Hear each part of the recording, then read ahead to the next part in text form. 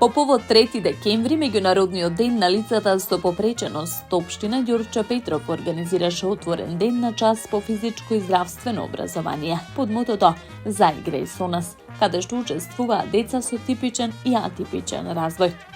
Овој ден не подсетува дека интеграцијата на лицата со попреченост во сите аспекти на живењето, политичкиот, социјалниот, економскиот и културниот, не е само наша обврска, туку и наша заедничка придобивка.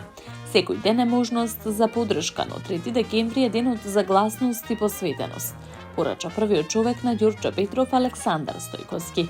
Како општина додаде Стојковски, секогаш стоиме на страната на инклузијата.